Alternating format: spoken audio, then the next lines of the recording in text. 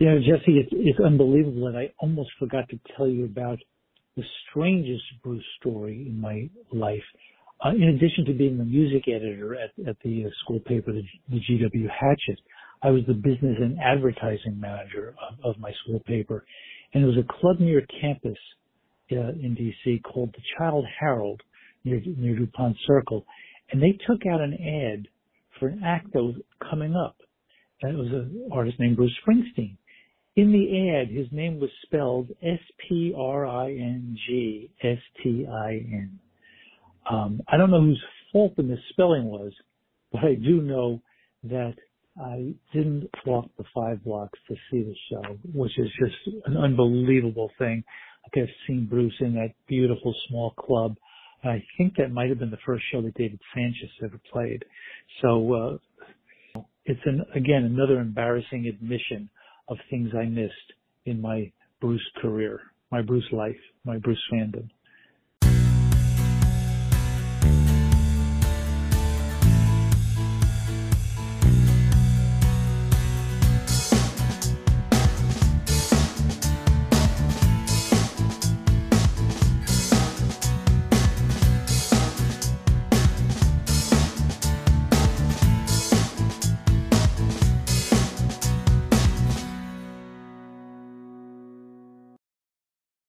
Hello, everyone, and welcome to a new episode of Set Listing Bruce, your podcast all about Bruce Springsteen, his music, and mostly his fans. I am your host, Jesse Jackson. We are getting off the Bruce train, and we are getting in a Woody, maybe? No. A little do scoop? Nope.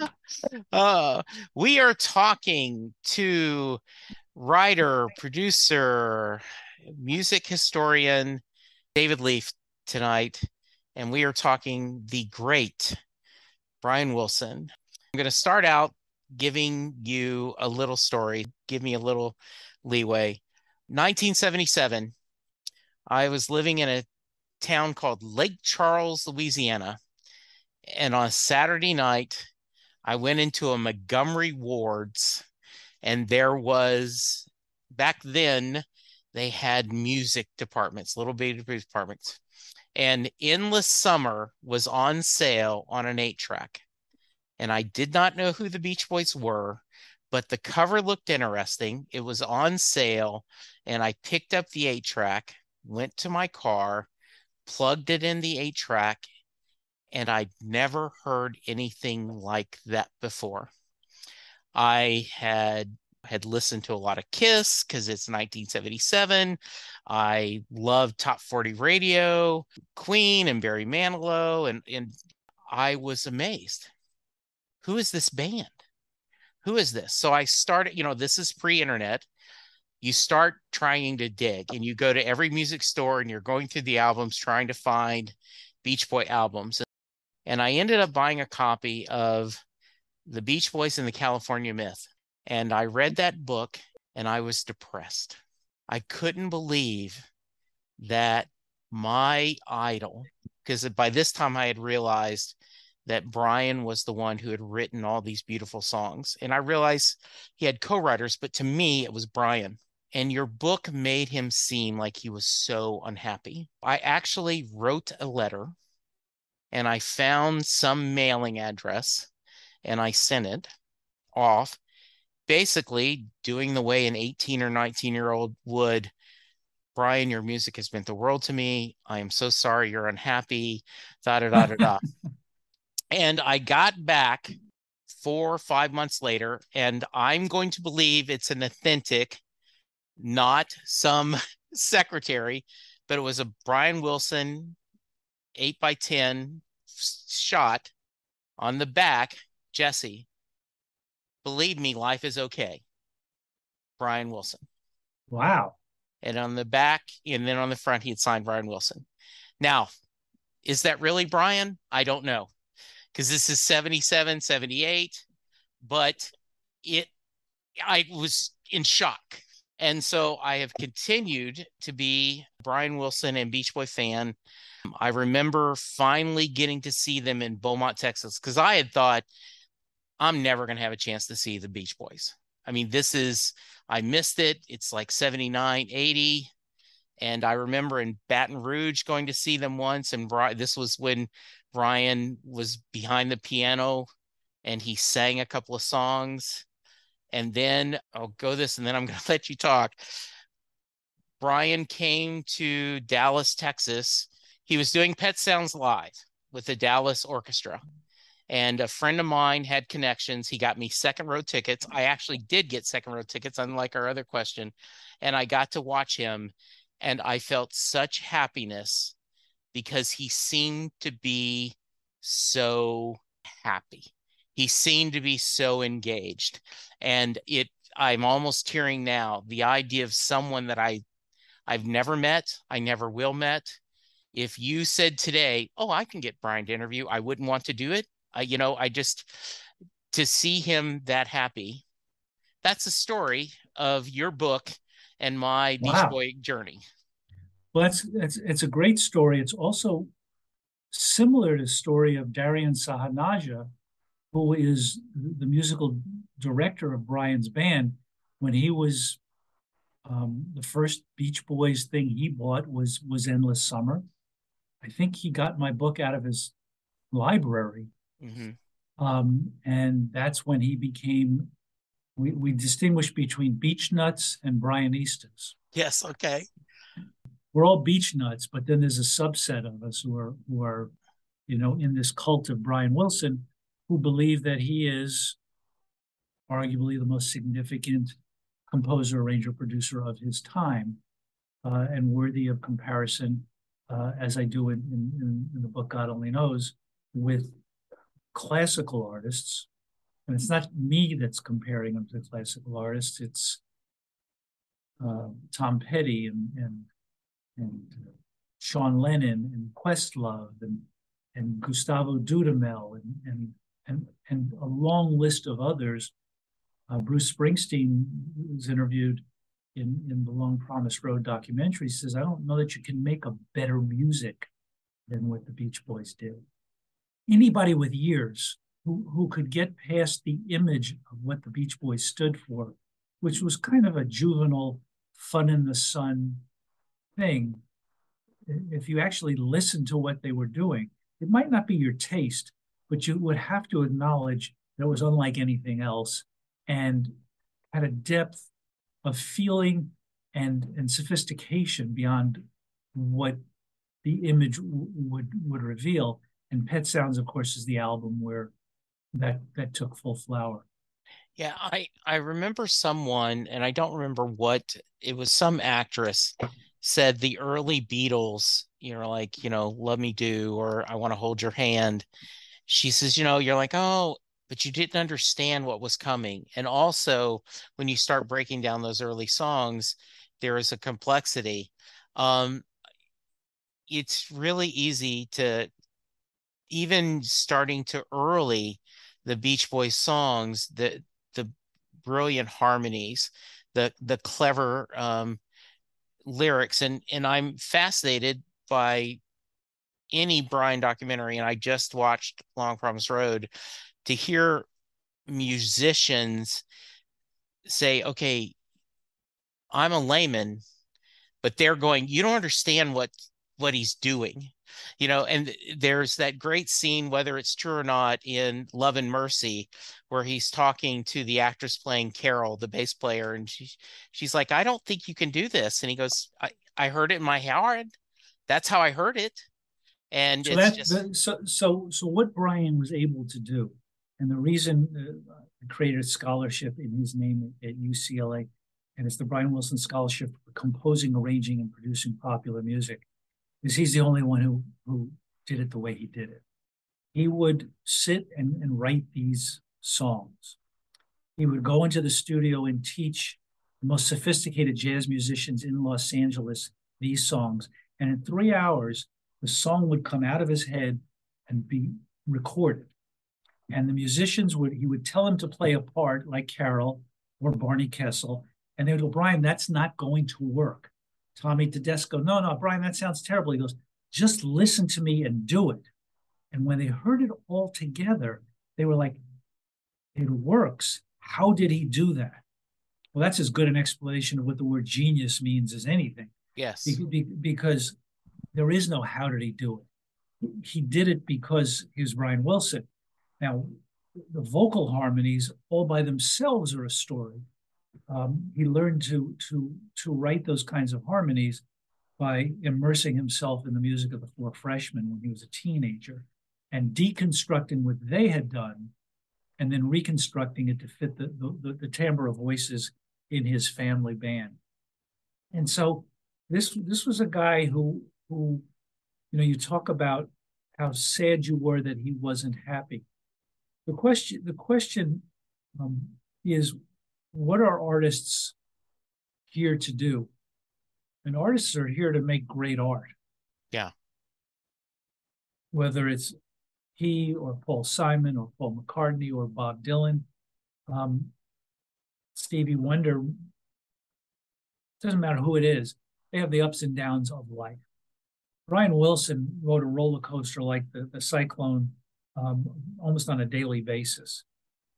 He had an abusive father who, to his credit, recognized his son's talent and helped him get exposure and a record contract, but abusive.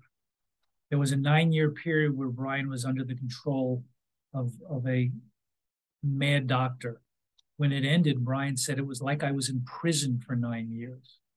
So we're talking about some really deep, deep difficulties that Brian has survived repeatedly to come back and bring the world great music. And, he's asked in interviews, where does this strength come from? Because he easily could have been dead 50 years ago, 40 years ago, 30 years ago. And he said he's the oldest brother and the last surviving of the Wilson brothers. He said, my last name is Wilson, so maybe that's where I get a lot of willpower from.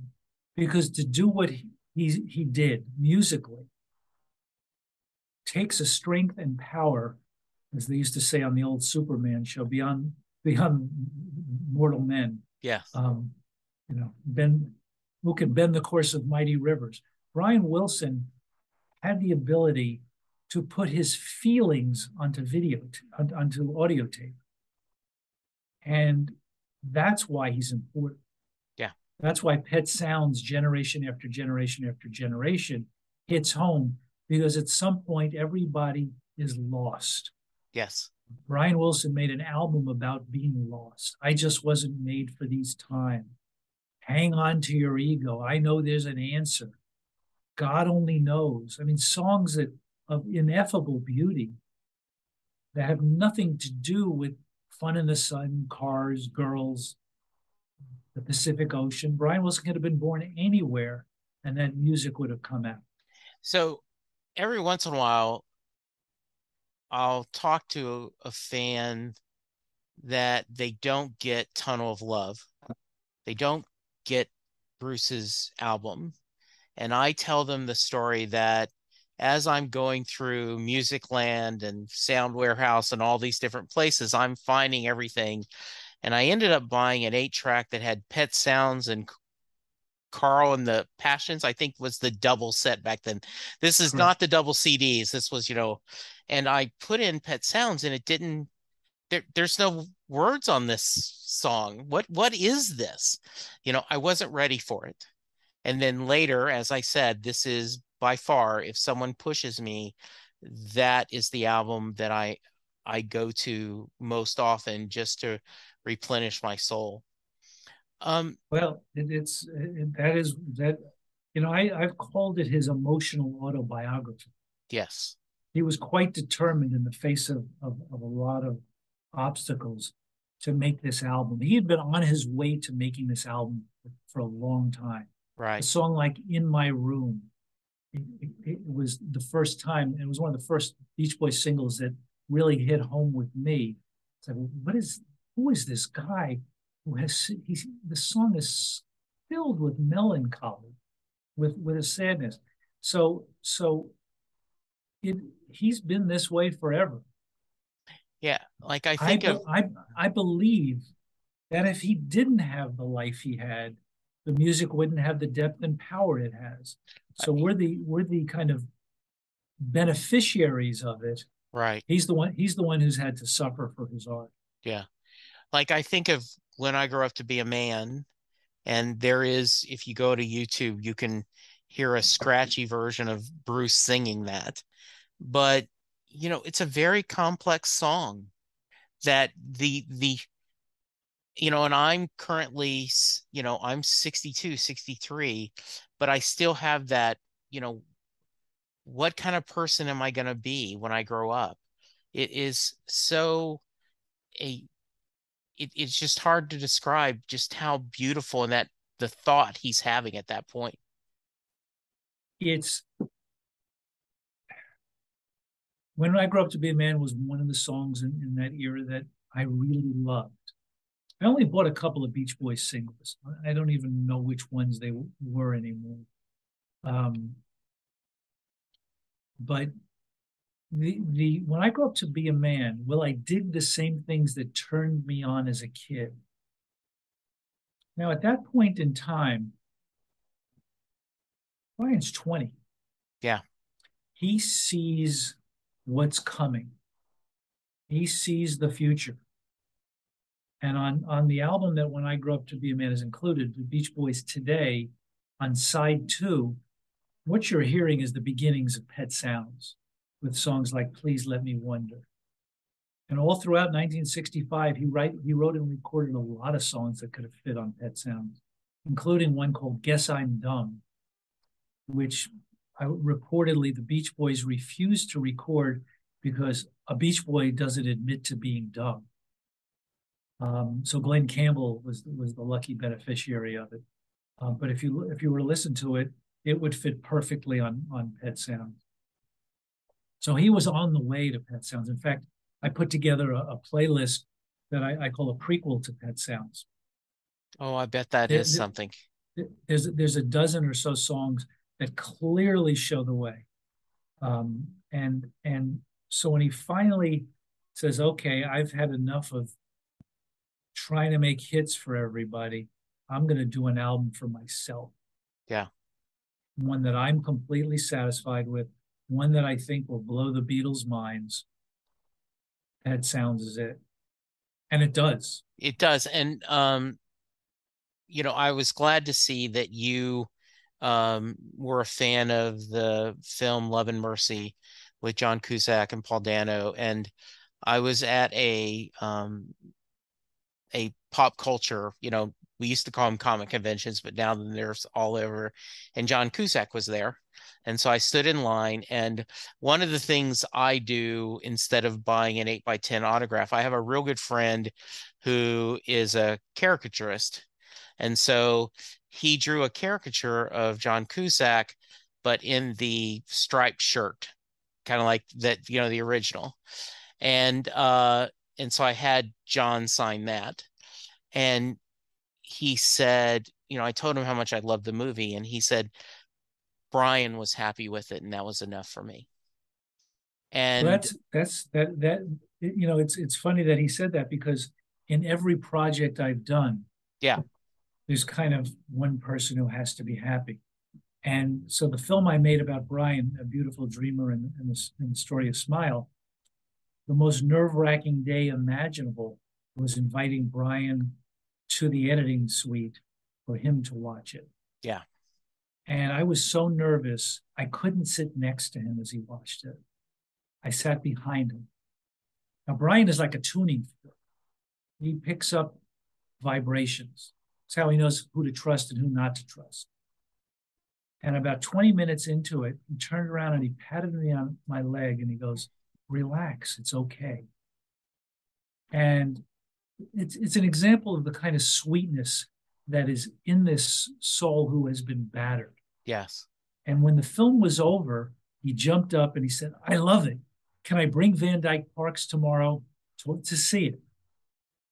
Well, for a guy who has, he's the king of short attention span theater, for him to want to watch it again meant I knew I had done right by him.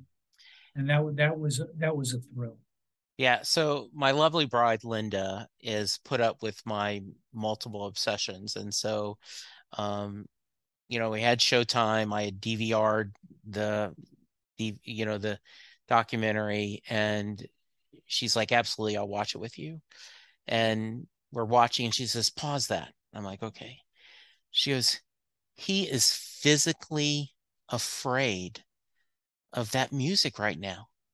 There was a scene when they first started, and he's all contained, and all they're all there, and he has such a supportive band. It does seem like, as you mentioned, his family, and you captured his stiffness and his fear so well. It was just really gut-wrenching watching that. It was, I mean, one of the things about making a documentary, particularly about somebody who's your friend. Yes, and we're going to talk about that in a minute. Yes, go ahead. But second day of rehearsal, he got up to leave, and he said, "I'll be right back." And the band took a break, and when they came back from the break, where's Brian? I went downstairs, and his wife Melinda was in her office, and said, "Isn't Brian down here with you?" She goes, "No, I thought he was up there with you." And we look out the window, and she goes, "Brian's car's gone." And for a good 3 hours, we were like, "What is going on? Where is he?" And then we got a call from the emergency room that he had driven himself to the emergency room. That's how scared he was of this music. But when offered the opportunity to back down from it, he said, "No, I have to do it. I have to do it." And at the end of the opening night, after all the applause, after all the backstage congratulations, all the relief, there were about 4 or 5 of us in an elevator going down to where the cars were at Royal Festival Hall in London. And when the elevator doors opened, Brian looked at us all and said, "Our smile dream has come true." And where do you rank a moment like that in your life? Yeah. And to go back, my wife, and I was telling her that we were going to be talking tonight, and she says, we need to rewatch that documentary. I remember feeling that, and I go, yes, we will. But I remember the end, she said, what a story. Because she is not a fanatical about almost any musician. She likes Kate Bush a lot, but she's just more, and she did put on his Brian solo album, The Little Children on repeat for a while. She listened to that song over and over and over again. But she was pregnant with our son during the time. So she says it makes her think of being pregnant when she listens to that solo album. But she said, what a story, that the courage and the triumph of being that afraid of something, yet facing the fear and making it come out so beautiful. It is a beautiful documentary, and you do a great job. And if someone's listening, what is this smile thing? For the longest time, it was the greatest unreleased album of all times. The myth was, oh, this was going to be, and I don't think an actual album could ever live up to the myth, but it was pretty damn good. Well, it's mythologically speaking, it was the most famous unreleased, unfinished album in rock history.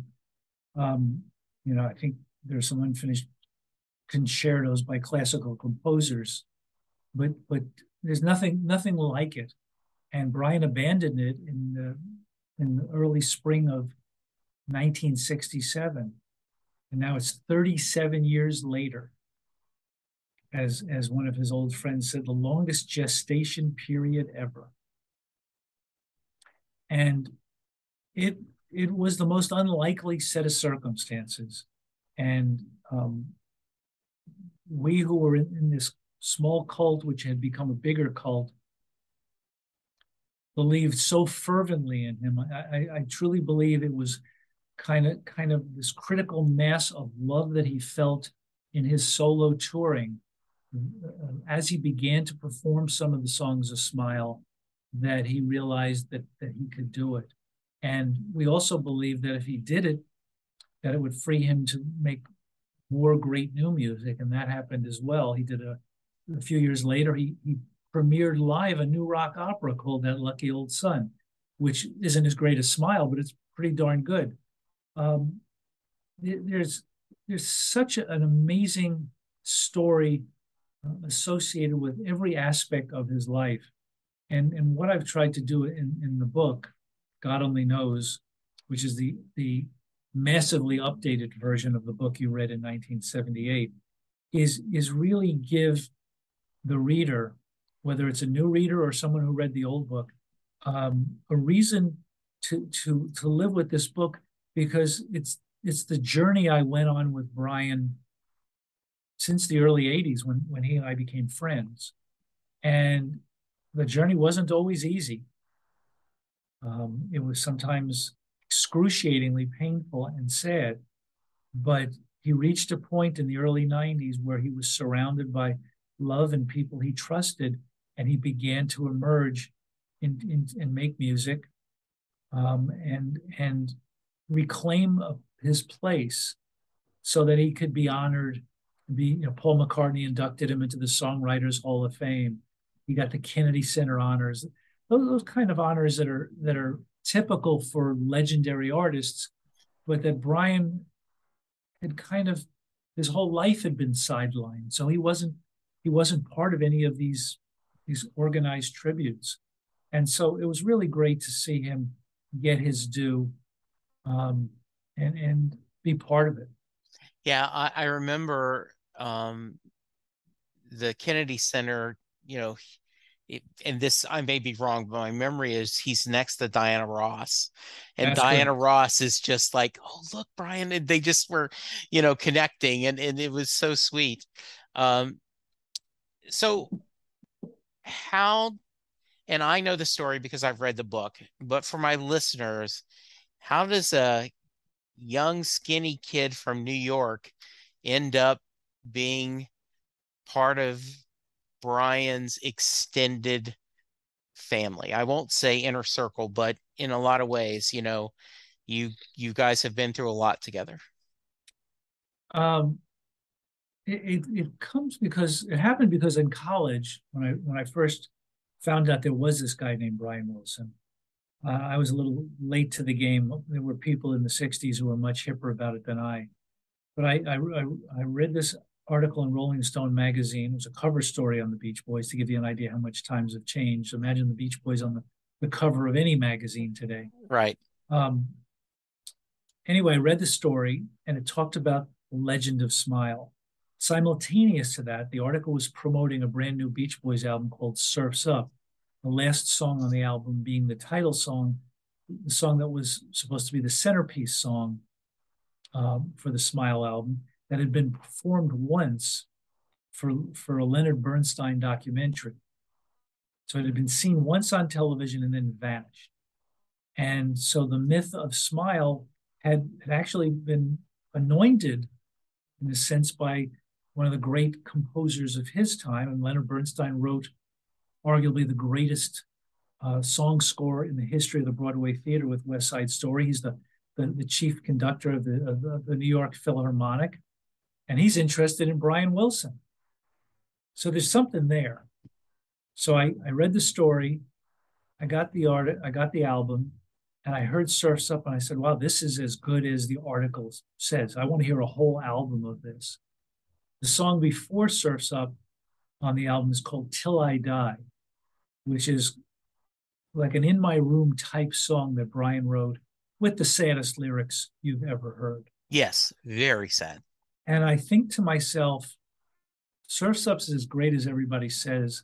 And with Till I Die, this guy can still do it. And I was a young man studying journalism. I had studied Edward R. Murrow, the great CBS broadcaster, who made films for television that changed the direction of a story. And talked to my roommate about, so I said, something is wrong here. Something needs to be done. And as he remembers, he says, then why don't you do it? And, as a 19 or 20-year-old, I articulated the notion, I'm going to move to California, write a book about Brian, become his friend, and help him finish Smile.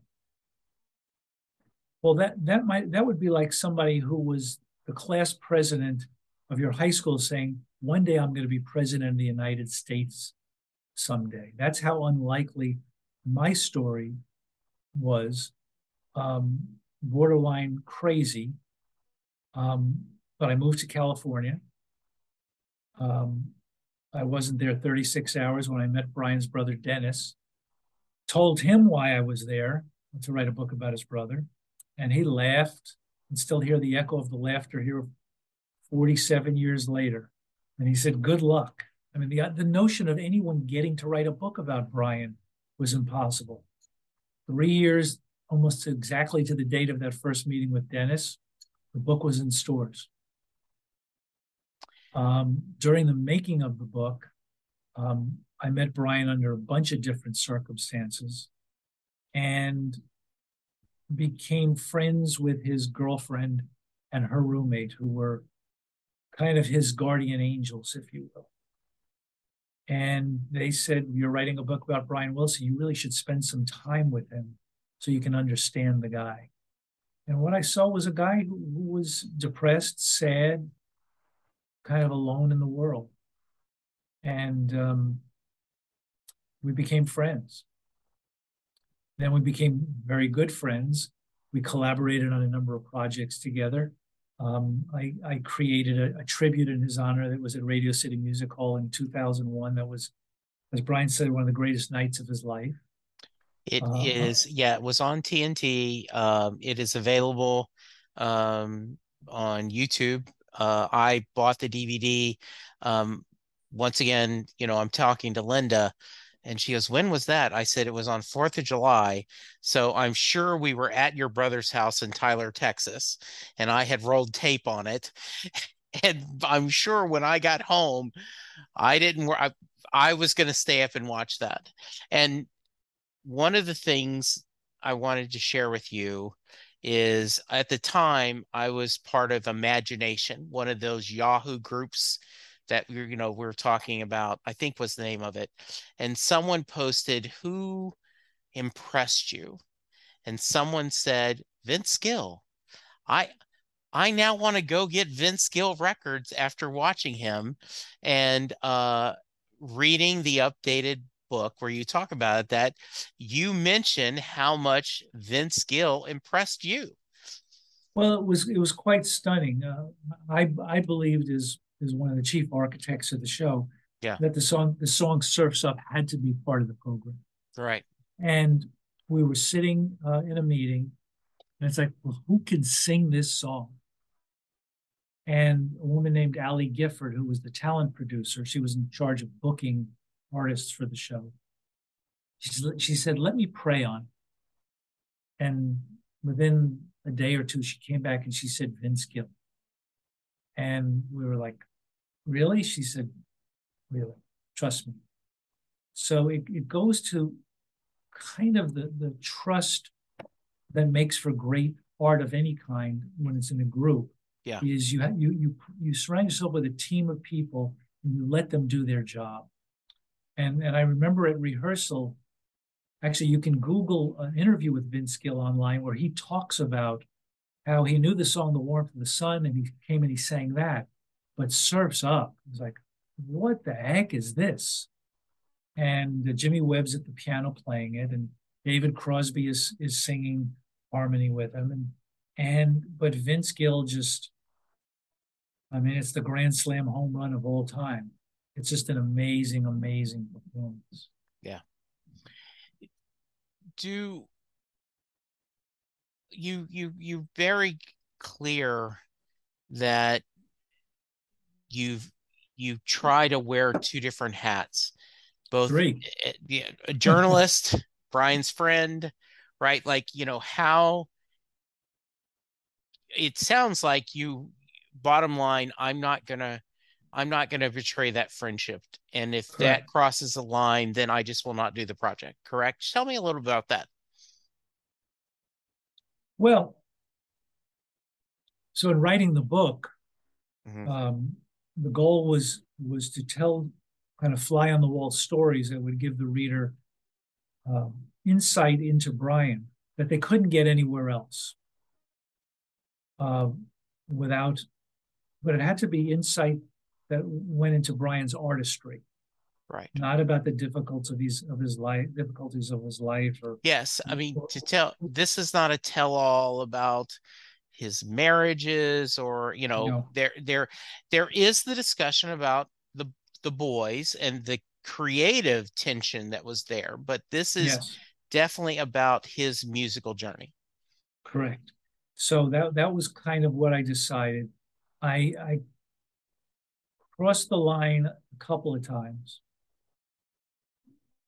kind of tiptoed over it, because there were other witnesses to one of them, which was the conversation that he and Paul McCartney had after Brian's brother Carl had died, and after Paul's beloved first wife Linda had died, and they were consoling each other. Mm-hmm.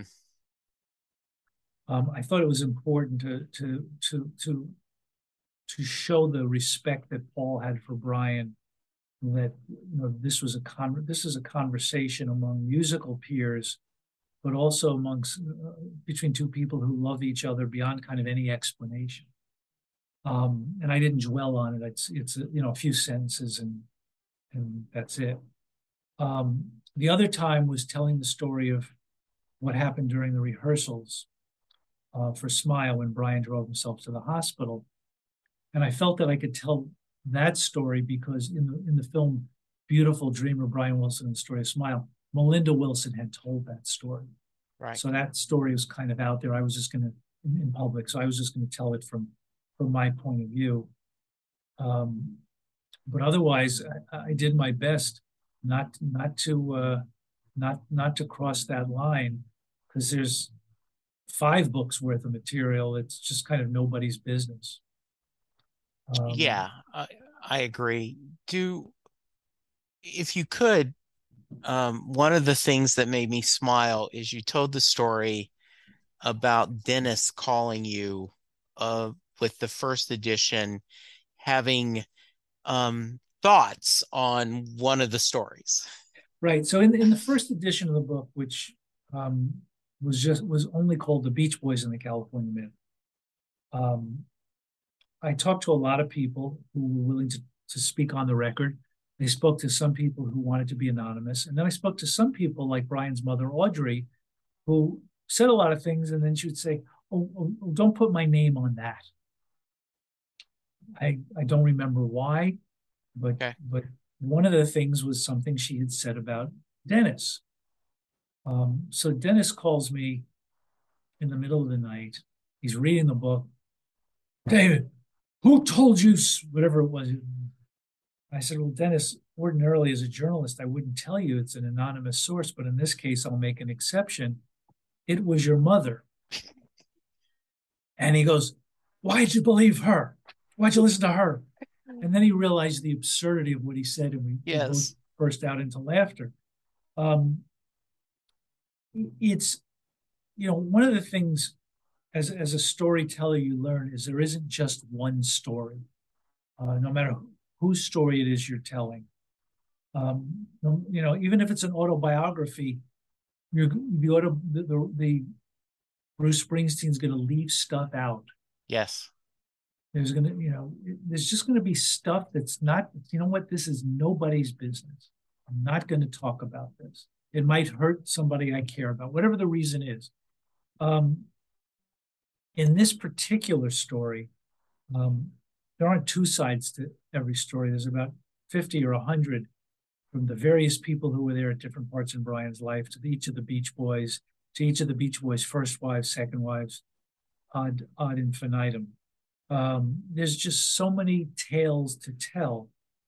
And I wasn't interested in any of that. There are great stories about the Beach Boys on the road and stuff that happened that would make you laugh and make you shake your head. And that was not of interest to me. people were like, well, why didn't you write more about the Beach Boys 50th reunion tour? I said, well, I didn't see it. I tried to only write in this book about either something I personally experienced or something that somebody close to Brian told me. It was interesting because I did see the 50th anniversary when it came to Dallas. And like a week before, we were in Louisville, Kentucky, watching Bruce Springsteen he was on his Wrecking Ball tour. And it was very interesting within 7 days, Wow. the difference of, Bruce promoting Wrecking Ball, doing new albums, doing this, and the Beach Boys. It's a very slick, well done entertainment machine. I mean, you go through the hits, it is good. They give tribute to Dennis and Carl, but it was just the difference between this pop machine and Bruce. And I've seen Brian multiple times. I liked Peer Pressure a lot. I thought that was a really well done CD and music, and I loved that tour. And so I'm glad to know that he's enjoying tour. And I think the way you're explaining it is he feels the love of the audience, he feels the love of the band, and he gets room service, which is not a bad life. He's somebody who's he's almost not, the expression is he comfortable in his own skin? Yes. He's a very impatient person. It's like wherever he is, he wants to be somewhere else. And he's always in a hurry. Yeah. Always in a hurry. You never saw anybody eat so fast in your entire life. He's looking forward to it. You put a piece of cheesecake down in front of him and it's gone very quickly. Maybe when he was a kid, there was a lot of abuse at the dinner table, so he learned to eat fast. Yeah. Who knows? Does it matter? It sure doesn't. It's at times I feel that, and just from the side, at times he can seem very almost childlike, like, really? Paul McCartney likes me? Then at the other hand, when you're working in the studio, this incredible do this, do this, do this, do this. It's almost and I don't know, is that a true feeling or am I oversimplifying things? Not oversimplifying at all. Part of the beauty of him is he's completely sincere, authentic, childlike. There isn't a mean bone in his body, not a mean molecule in his body. But when it comes to his music, he either wants complete control or don't bother me. He's an artist, right? And nobody knows how to do what he does. I mean, there's a great story in the book of him singing background vocals on a Linda Ronstadt recording of a Jimmy Webb song called Adios. And, she tells the story of he's going to do all the background vocals, all the parts that he's learned how to do. And he's writing them, they're in his head, and he starts recording them on multiple tracks. And at some point he gets stuck. And he says, hold on a minute. He goes to the piano and he starts banging out boogie woogie music that has nothing to do with the song that's being recorded, not in the same key, nothing remotely resembling. And I've heard this story from others about other situations. Does it for a couple of minutes, goes back and finishes doing the harmony. So there's a piece of his brain that is creating this music. And anything that gets in the way of that is static. And sometimes the static was so strong and so prevalent that he just stopped making music. And, that's, if we're going to look back with sadness, we can say, boy, what could we have gotten? I prefer in this book to because, as you said, the first book ends quite sadly. In this edition, as he turns 80, I'm celebrating what he was able to do, that he was able to have a redemption story in his life and a creative renaissance. And for that, nobody expected him to do what he did as a solo artist. So it's really a remarkable, triumphant story. Yeah, like I said, when I was sitting in at the time it was called Starplex. It's an open arena here in Dallas, and to see him so happy and performing, Pet Sounds and just seeing so content made me very, very happy. I do want to tell you a quick story, and I promise we're going to let you go soon, but you talked about in our last podcast about showing up at the Bruce show and all of a sudden you weren't second row, you were like 15 rows because of a situation. Go back and listen to the episode. Well, I had kind of a similar experience. So the Gershwin CD had come out and he wasn't touring anywhere near Dallas, but he was going to Winnipeg. And at the time, Ontario? Winnipeg, Canada. Okay. So at the time I was working for a company and we had an office in Winnipeg, and part of my job was to go there once a year and visit the team. So I go to my boss and I go, hey, I want to go visit, the office in Winnipeg. And he goes, okay. I said, but I got to tell you, the reason I'm picking this day is Brian Wilson of the Beach Boys is performing in Winnipeg when I'm visiting. He said, okay, I don't care. I said, okay. So I get my ticket. I fly into Winnipeg. I resist to make the joke going through customs or, like, what's your purpose of your visit? Well, if it's my boss, I'm here to visit the office. But in reality, I'm going to see Brian Wilson at Winnipeg. I resist making that joke. And I went to dinner with a coworker before, and she kept talking and talking and talking. And I'm like, okay, we're getting close to the showtime, right? And we finally get there, and she drops me off. And the show had said 7:30, and so I'm going into the restroom so I could, take care of things before, and I start hearing the music. And I'm like, shit. So I finish my business, wash my hands, walk in, and Brian's in the middle of the first song. It took me 3 songs before I finally had to say, Jesse, stop being mad that you missed 2 minutes of a song and think that you're here hearing Brian do these songs. And then I had a blast. But that's my story of angst. I had a similar thing happen to me the first time I went to see McCartney. Okay. I'd slept out at the LA Forum for the Wings Over America tour, bought tickets for all 3 of his shows there. And the night of the first show, there's a long line waiting to get in. And so I was just hanging, talking with my friends because about how excited we were. And all of a sudden, I hear the music starting. And it's like, well, they can't be starting the show with all these people still waiting outside. Well, guess what? They were. Oh no. And I had that same experience, Jesse.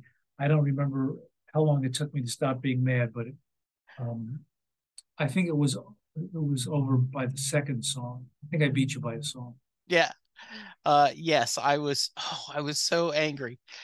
So David, what's next for you creatively? Well, I teach at the UCLA Herb Alpert School of Music. There are 3 classes there. One called Docs That Rock, Docs That Matter about Music Documentary. I teach a course called Songwriters on Songwriting. Each week I present kind of a master class with a different songwriter. And then I also teach a course about my favorite group. And the course is called The Real Beatles, REEL, which tells the Beatles story, not through the music, but through the visual imagery that we saw, the television appearances, the movies. they made, the movies made about them, the documentaries, etc. So that's kind of my day job. And that Beatles is iconic. Everyone from John Hyatt to Bruce Springsteen to any musician of that generation talks about that moment, don't they? Well, we had been seeing music on television. I wasn't old enough to have seen Elvis Presley. Right. I certainly wasn't old enough to have seen Frank Sinatra, and there was no TV when Frank emerged. Right. But so the Beatles on Ed Sullivan for the first time I know exactly where I was standing. I know exactly who was in the room, which was nobody. I wanted to watch it by myself. I didn't want to hear my parents go, "Oh, look how long their hair is." But that was the day the world changed for everybody. So I actually go back in time, and the class starts. That happens in week 3 of the course. The first week is becoming the Beatles.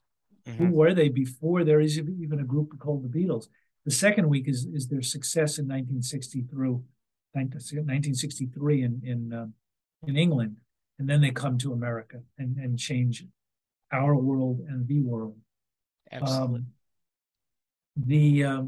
Creatively, as you mentioned, I've just written this gigantic update to a book called God Only Knows, the story of Brian Wilson, the Beach Boys, and the California Myth. I'm in post-production on a documentary on the Hall of Famer Dion, who was really the original New York voice of rock and roll. There are great moments in his career. Lou Reed inducts him into the Rock and Roll Hall of Fame. That's how big a deal Dion was to New York music. There's a concert where Paul Simon, James Taylor, Lou Reed, and Bruce sing backup for Dion. That's how much he meant to everybody. I love that. So I'm just finishing that film. I'm a writer. I've got some scripts that I've been working on. I've got a bunch of documentary projects in my head. I got a line of books I'd like to do. That's dependent upon the marketplace, whether the publisher's interested or not. So there's just one of the things, and you're not quite there yet, but we're both at a place where there are fewer years ahead of us than behind us. So one of the things that we have to be careful to do is if we're creative people is like, okay, is this a project I want to spend a year of my life on? Right. And that becomes a big part of the decision. So in writing this update to the book, which took the better part of a year to write, rewrite, edit, etc., it had to be something I really cared about a lot. Same with the Dion documentary. There's a lot of stories I want to tell. We'll see how many of them I get to tell. I thought about that during the River tour in 2016, the second River tour, that I used that exact same phrase, that the Bruce and the E Street Band had such joy in their faces, because it seemed like, to me, we know the road ahead of us is shorter than the road behind us, and there is only a limited amount of times we're going to be able to do this, and we're going to have a great time, every one of them. So absolutely. Yeah, it's I'm very fortunate. I started writing professionally for my town newspaper when I was 16, making $32.50 a week, which was a lot of money in those days. I bet. I used the money to buy Knick and Ranger tickets. I was a big sports fan, and Yankees too. So they say if you do what you love, if you do what you love, it's never work. Well, that's a nice thought, but it's work. It is. It's But that said, when I'm writing, like like like this book, I couldn't wait to get up in the morning to start, and I didn't want to stop at the end of the day. It's just there's something about writing about Brian Wilson in particular that inspires me like nothing else.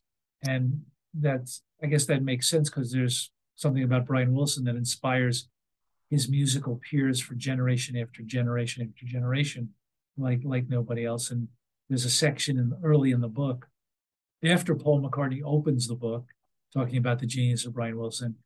There's a section of quotes from everybody from Bob Dylan to Questlove and every stop in between, about how important Brian is. Yeah. Well, on a personal note, in 2015, I was diagnosed with colon cancer, and I was having to go through chemo, and I had a F cancer playlist, and along with a lot of Bruce, there was Love and Mercy and God Only Knows, and other Brian songs on that. So I'm going to use you as the surrogate to tell you that I hope you can accept my thanks on behalf of Brian, that his music has made a great difference in my life. He has brought me joy. My wife and I started dating in 1980. We got married in 1984. Wouldn't It Be Nice was the very first song we played in the car driving away for our honeymoon, because wouldn't it be nice if we were married? And so it is, I say now that Brian was my first musical obsession. I now do a Springsteen podcast, but there's just something about your first love. So thank you for the new book. I've read it and I loved it, and it is available everywhere you can get books. Go support your local bookstore. Actually, it's Yeah. not. Oh, it isn't. Yeah. I'll send you the link where people can order it. Okay. Amazon has cornered the market on the book. Okay. Oh, well then, all right. So I will send you a link you can share. No, I'm looking at Amazon. So I have the link at Amazon. God Only Knows, the story of Brian Wilson, the Beach Boys, and the California Myth. It is available on paperback and Kindle. They're on your website, which is leafprod.com. There is a link that if you want a signed copy of the book, and there are other things on there, all the money is going to the Brian Wilson Fund for UCLA. You want to give a plug for that? It's the Brian Wilson Scholarship for composing, arranging, and producing popular music. And actually on the webpage at the very bottom, if you don't want to go to all the platinum, gold, silver tiers, at the bottom there's a link that'll take you just to Amazon to buy the book. So that's the easiest way. It's the kind of book that it's an intense book. It's not, I won't say it's a breezy, easy read. No. But it's a story that I think really matters. And I would encourage people, if they're fans, to get it.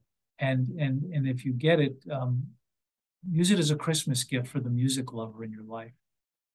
Yeah, I truly, it is a beautiful, at times brutal story of someone who music was a gift to the world, and sometimes the world wasn't very nice back to him. But yeah. What I love, I love the idea that you gave us a happy ending, and in the book, and it's and Melinda and the family members, and it makes me happy to think that however long Brian has left, that he is doing the things he loved with people who love him around him. God bless you for what you said. I will, next time I see Brian, I will tell him about your F Cancer playlist, because, Love and Mercy is such God only knows everybody, Right. knows what an incredible song that is. And it's, there's a BBC video of I God was going to only ask, knows. were you involved with that at all? Wasn't involved, but what a remarkable piece that is. Love and Mercy is a song that Brian used as the final encore of his concerts for a good 20 years. And it was a way to end the show with a prayer. That's what it is. Love and mercy to you and your friends tonight. And we all felt it when he sang it, and he and his band would finish it, and they would join hands and bow to the audience. They began before they walked on stage, they would have a prayer circle. Love and Mercy and God Only Knows goes to the spiritual nature of Brian's music. And I really believe that he was singing that song to himself, that he wrote that song to himself. Love and Mercy is what I need, and you need it. But there's an autobiographical nature to it. He wrote it during one of the darkest periods of his life. And there's a quote in the book where he talks about the difference between love and mercy. And he said, mercy, give somebody a little break. And he was in a time in his life where he wasn't getting any breaks. So it's very appropriate songs. I'm glad you made that playlist. I'm glad that you're around and kicking. And thank you so much for having me on the show. Thank you so much, sir. This was a pleasure. This is truly something off my bucket list. I am thrilled that we've got to talk and visit. Thank you so much. And you gave up watching your Yankees for me. You are truly a great man. Listeners, go check out the book. Go to David's website. It is filled with fascinating information. If you have not watched Beautiful Dreamer, The Story of Smile, it is something really beautiful. And I've been telling you to check out Brian's music. So check out the book. Thank you, David. You have a wonderful evening. And if there's anything I can do for you, please let me know. Thank you, Jesse. God bless. Thank you, sir. All right, listeners, go get vaccinated, go get boosted, and let's be kind to each other. Let's show mercy to each other, because that's how we're going to get through this. Goodbye. This podcast is made possible because of my wonderful patrons. I want to thank Randy Brown, Rob Barnett, Crystal Strong, Bella Pori, John Munson, Betsy Hodges, Levi Petrie, Stephen Malio, Steve Rogers, Dale Hozak, Terry Smith, Anna Lynn, Chris Bloom, and Mary Thomas. I appreciate all of y'all kicking in your hard-earned cash to help me spread the good news of Bruce Springsteen's music. I love y'all. Doing a podcast at times can be a one-way conversation, and I hate that. So please let me know what you like and don't like about the work I'm doing. You can reach the podcast via email at setlistingbruce@gmail.com. The show is on Twitter at setlistingbruce, and my personal Twitter is at jessejacksondfw. You can support the podcast by subscribing via your favorite podcast player and leaving us a review. The more reviews we have, the easier it is for people to find us. And please tell a friend about the podcast, especially if they love Bruce or music, because it will make a difference.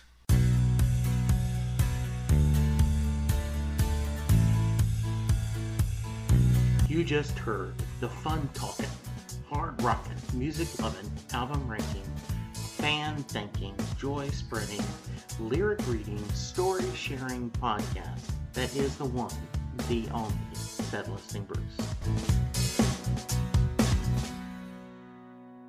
The theme for Set Listing Bruce was written by David Rosen, used by permission.